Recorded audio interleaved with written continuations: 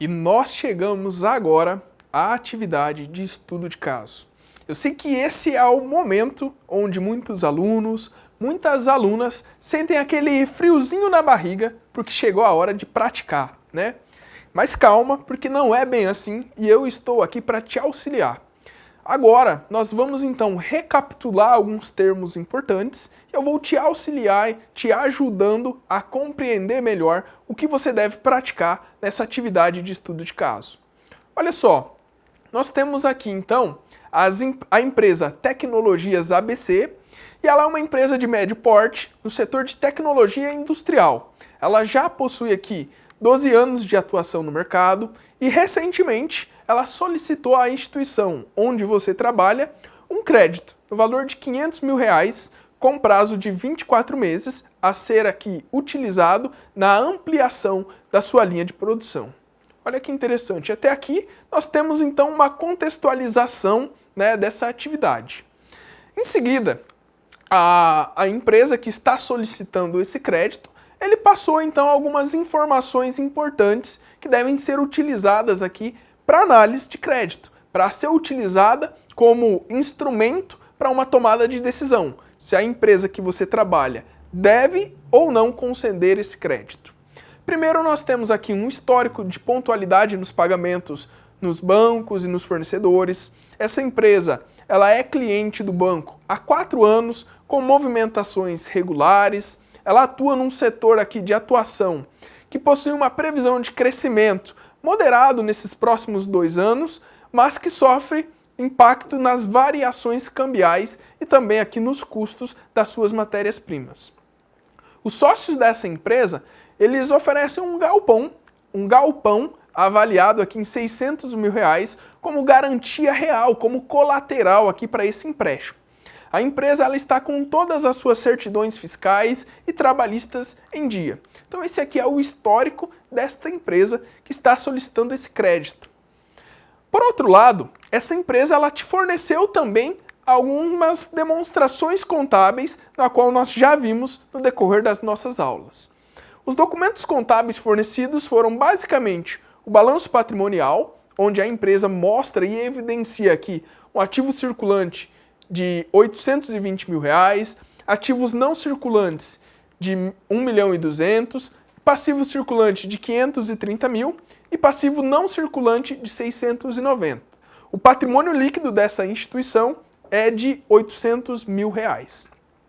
Outra demonstração que foi fornecida para você analisar o processo de crédito, foi a DRE, a demonstração de resultado de exercício. Com isso, você sabe que a receita líquida dessa empresa é R$2.800.000, os custos da mercadoria vendida é 1,9, o lucro bruto 900 mil, as despesas operacionais 520 mil, resultado financeiro 60 mil negativo, certo? E o lucro líquido aqui do exercício 220 mil. Olha só, somente aqui, visualizando rapidamente essa DRE, nós já sabemos que essa empresa é lucrativa. Ela teve um lucro aqui no último exercício de R$220 mil.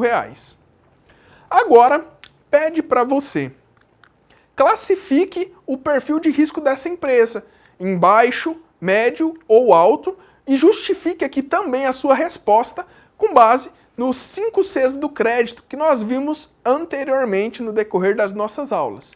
Se você não se lembra, calma, porque agora nós vamos recapitular aqui essa ferramenta.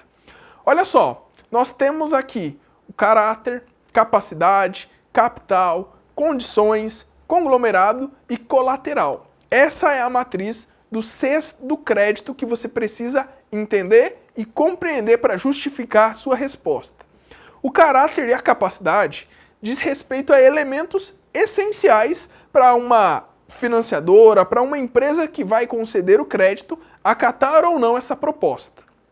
Já o capital, as condições e o conglomerado são balizadores que vão ajudar a entender aqui o risco de crédito desta operação. E o colateral, ele é um acessório aqui que visa então dar lastro ao risco em toda esta operação. Nós vamos então utilizar aqui esta matriz dos Cs do crédito para fundamentar a nossa resposta, para evidenciar. Em seguida, pede-se então para você calcular aqui alguns dos principais indicadores financeiros que servirão aí de base para a sua tomada de decisão.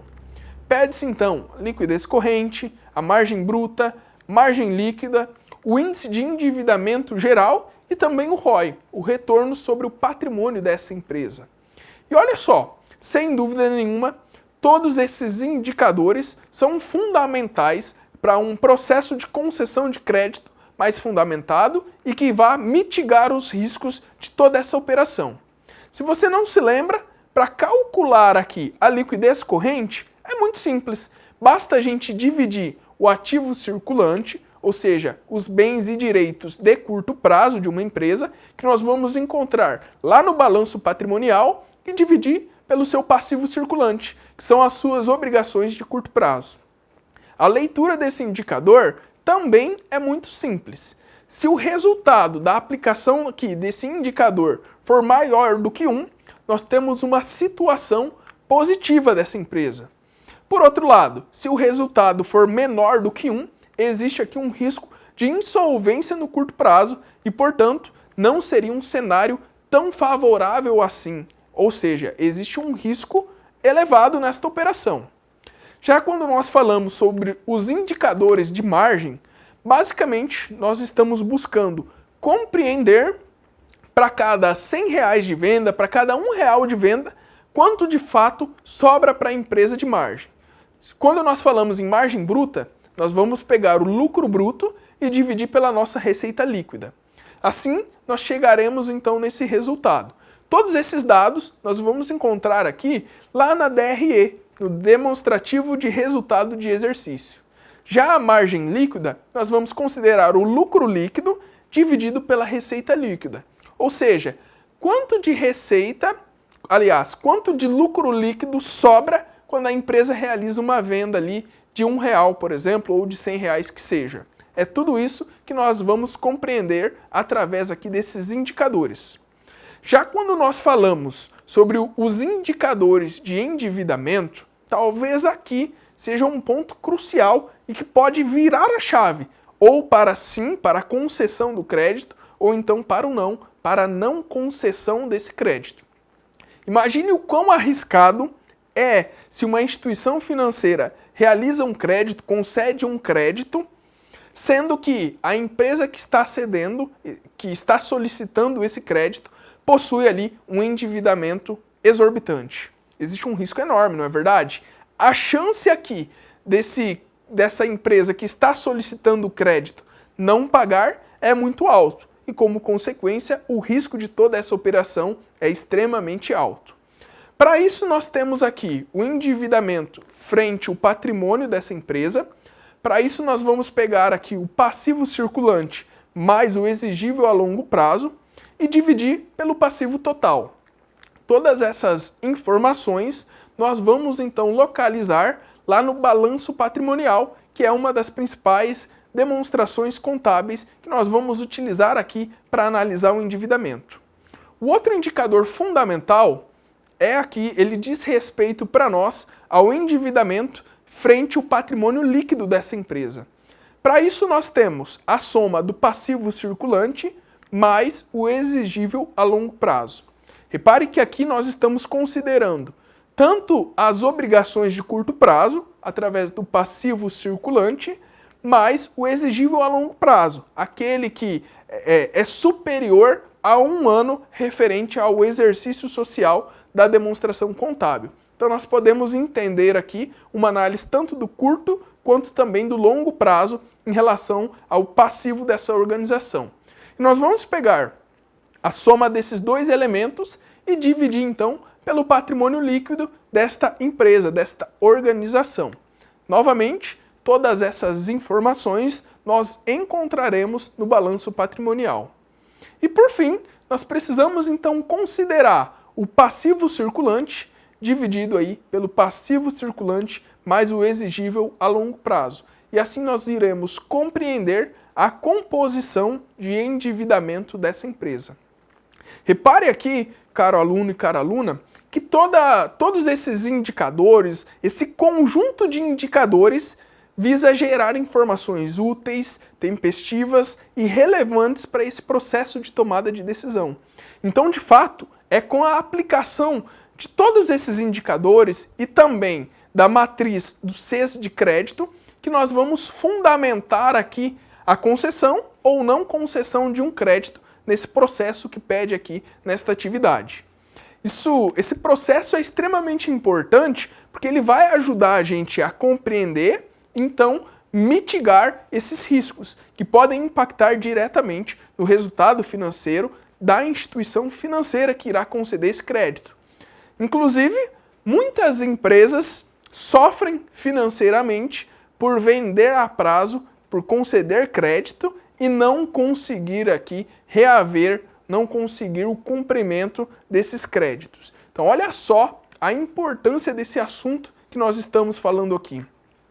Em seguida, existe ainda dois indicadores importantes que dizem respeito aqui à eficiência econômica da empresa. O primeiro deles é o ROI, que é o retorno sobre o patrimônio líquido.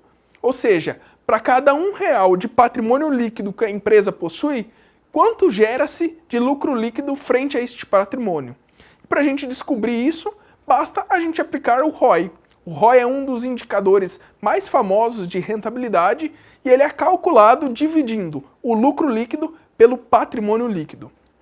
Aqui, esses dois elementos, o lucro líquido nós vamos encontrar ele na demonstração de resultado de exercício, já o patrimônio líquido nós vamos encontrar lá no balanço patrimonial. Duas importantes demonstrações contábeis que nós vamos utilizar como base. Já o ROA, basicamente é o retorno sobre o ativo. Ou seja, para cada R$1 de ativo que eu compro em uma empresa, de bens, de direitos, de imobilizado, de máquinas, de instrumentos, quanto que isso gera para mim de retorno líquido? E claro, para a gente então descobrir isso, basta aplicar a fórmula do lucro líquido dividido então pelo nosso ativo. Novamente, lucro líquido nós iremos encontrar lá na DRE, na demonstração de resultado de exercício. E já o ativo nós vamos então encontrar no balanço patrimonial. Com isso, nós chegamos então à terceira pergunta, ao terceiro questionamento aqui da nossa atividade de estudo de caso. Olha só, com base então em todos esses dados que nós vamos analisar, você que está aí do outro lado, você recomendaria a concessão de crédito para essa empresa sobre esse cenário que foi construído aqui? Se sim, é importante que você justifique se você concederia o crédito nessas condições que foram aqui solicitadas. Outro ponto importante é que você justifique se você proporaria aqui ajustes ou em valor, ou em garantias, ou em prazos, ou então se você manteria as ações, a política que foi ali anteriormente proposta, ou se você acharia mais justo uma mudança visando reduzir crédito, ou então se você recusaria aqui esta operação. E se você me falar, professor, eu recusaria aqui essa operação, eu quero que você justifique para mim o motivo. Qual é o motivo pelo qual você recusaria? É pelo excesso de risco? Poxa, mas olhando aqui os dados econômicos e financeiros dessa empresa, será mesmo que ela não possui capacidade financeira, econômica de conseguir esse crédito, de honrar esse crédito? Tudo isso, então, nós precisamos descobrir justamente aqui através da análise de crédito. Essa análise de crédito é, sim, de fato, um processo bastante robusto e que precisa compreender aqui o tomador em um 360 graus, como eu sempre falo. Não só apenas olhando para dentro da empresa, para os aspectos internos e intrínsecos, mas também olhando para o macro cenário, olhando para a macroeconomia, para a economia onde essa empresa, esse tomador, essa pessoa, esse agente está inserido. Tudo isso, novamente, nós precisamos também considerar a política de crédito dessa empresa. É comum que as instituições financeiras possuam ali uma política já pré-definida sobre a política de concessão de crédito, sobre os procedimentos, sobre os processos pelos quais devem ser analisados. Nós já falamos também nas aulas anteriores sobre o SPC, sobre o Serasa, que muitas vezes são vistos como sinônimos ali de análise de crédito, mas que na verdade esses são apenas duas ferramentas, dois agentes que possibilitam e que auxiliam nesse processo de concessão de crédito. Olha só que interessante. O objetivo principal aqui dessa atividade é te fazer pensar, é te colocar do outro lado da mesa, do lado aqui como um analista de crédito, como uma pessoa que vai então buscar mitigar esse risco com base em todas as técnicas e ferramentas que nós já vimos até aqui. Olha que importante e que fundamental o domínio aqui das demonstrações contábeis, do balanço patrimonial, da DRE. Nós não utilizamos aqui, mas nós chegamos a falar no decorrer das nossas aulas sobre a demonstração de fluxo de caixa. Todo esse emaranhado de documentação contábil visa basicamente provar para o analista, provar aqui para a empresa que o tomador possui ou não capacidade financeira e econômica para honrar com esse crédito. Outro ponto importante. Quando nós falamos de risco na análise de crédito, o risco aqui ele precisa ser compreendido como simplesmente o nível de incerteza. E essa incerteza, ela pode prejudicar o resultado financeiro dessa instituição. Professor, mas qual é essa incerteza? É a incerteza de saber se determinado tomador tem condições e irá ou não honrar com esse crédito. Para isso, eu vou voltar lá atrás nas primeiras aulas. Lembre-se que eu propus a você uma reflexão perguntando se você teria coragem, se você emprestaria parte do seu recurso para um parente, para um amigo próximo seu. Talvez a sua resposta tenha sido sim, mas muito provavelmente a maioria das pessoas não emprestaria. Poxa, mas por que a maioria das pessoas não emprestaria? Porque existe aqui aquela incerteza, a incerteza do não recebimento, e muitas vezes, comumente as pessoas falam, que quando se empresta dinheiro para um amigo ou para um parente, muitas vezes você não recupera o dinheiro e até mesmo perde a amizade. O sistema financeiro, a política de análise de crédito, entra justamente aqui para tornar esse processo, digamos, mais profissional, com metodologia de fato. Imagine o quão difícil seria o processo de concessão de crédito se fosse considerado apenas a amizade ou então o grau de parentesco. O Sistema Financeiro Nacional surge justamente para formalizar isso e para intermediar o tomador com o credor. Outro ponto importante e que merece ser ressaltado aqui novamente é que o analista de crédito, a pessoa pelo qual irá analisar essa documentação, possui aqui um papel crucial, tanto para a tomada de crédito quanto também para a sustentabilidade financeira do tomador, daquele que irá emprestar o crédito, né? Então aqui nós temos uma etapa importante e crucial que deve ser analisada. Outro ponto que nós vimos é que aqui nós estamos falando apenas de algumas ferramentas relacionadas ao crédito. A matriz, a análise através dos indicadores, mas que nenhuma decisão deve ser realizada apenas sobre um foco. Eu não posso simplesmente olhar a liquidez seca de uma determinada empresa e definir se, com base nesse indicador apenas, se eu vou ou não conceder um crédito. Isso é uma imprudência. Sempre que nós falamos sobre a análise de crédito, sobre a análise da capacidade financeira de determinada empresa, de determinado agente, é extremamente importante a gente trazer uma visão mais holística, olhar o todo mesmo, não só a situação financeira, não só apenas os indicadores, não só apenas a matriz dos Cs de crédito, não só a análise das documentações contábeis e não só a análise, o acompanhamento junto ao Serasa, junto ao SPC, mas sim o conjunto da obra. É importante que nós captamos todas essas informações e geramos com isso um relatório gerencial que vai ajudar de fato a compreender esse tomador de uma maneira mais geral, mais holística mesmo. Olha só, com isso nós conseguimos reduzir riscos no crédito E isso é um processo importante que vai ajudar o analista a desempenhar aqui uma boa ação, um bom trabalho e, claro, uma compliance aqui mais eficiente em todo esse processo. Com isso, então, você está agora realmente apto a realizar aqui a atividade de estudo de caso. Qualquer dúvida, eu te convido também a realizar a revisão das aulas anteriores, a apostila, que também é uma base sólida para te auxiliar aqui nesse processo de atividade. Eu desejo então agora a você uma excelente atividade e que você coloque de fato em prática todos os conhecimentos que nós vimos até aqui. Até logo!